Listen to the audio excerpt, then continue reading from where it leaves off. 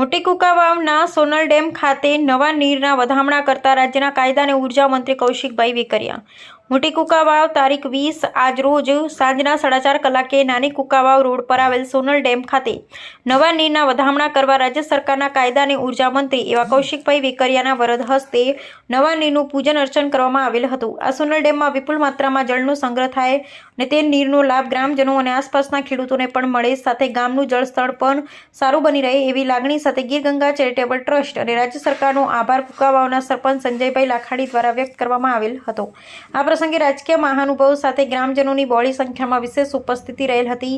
ઉપસ્થિત સૌ કોઈના મોં મીઠા કરાવી એક આનંદની લાગણી વ્યક્ત કરવામાં આવેલ હતી. આગામી સમયમાં કુંકાવાવ ગામમાં એક સુંદર રિવરફ્રન્ટ પણ બનશે એવી વાત સરપંચ સંજયભાઈ લાખાણી દ્વારા કરવામાં આવેલ હતી.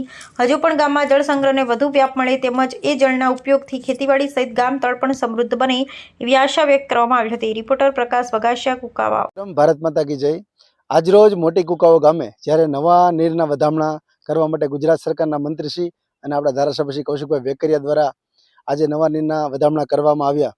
તેમાં સમસ્ત ગામ પરિવાર ભારી માત્રામાં બધા માણસો ઉપસ્થિત રહ્યા, ભાઈઓ બહેનો અને સામૈયા સજગત સાથે આજે મોટી કુંકાવાવ ગામે સોનલ ડેમ જે આજે એ પણ હર્ષની લાગણી અનુભવતો હશે કે તમે જોઈ રહ્યા છો કે મોટી કુંકાવાવ ગામે 600 કલાકથી વધારે પણ હિટાચી મશીન હાલી અને જે ડેમને ઊંડું ઉતારવામાં આવ્યો છે અને પોળો પણ કરવામાં આવ્યો છે. અને ડેમની જે ક્ષમતા હતી, જે પાળાની ક્ષમતા, તેમને હાઇટ વધારે લઈ અને જે ઘનશ્યામનગર રણુજા પ્લોટ તેમને કાયમી માટે સુરક્ષા બની રહે એનું પણ ખાસ ધ્યાન રાખવામાં આવ્યું છે. આ ઊંડાણ કરવા બદલ હજુ પણ અમે કૌશિકભાઈ વેકરિયાને રજૂઆત કરેલ છે. જો કુંકાવાવ મોટી ગામે એક રિવરફ્રન્ટ આના ઉપર બને તો ખૂબ સોનામાં સુગંધ ભળી જાય એમની પણ રજૂઆત કરેલ છે.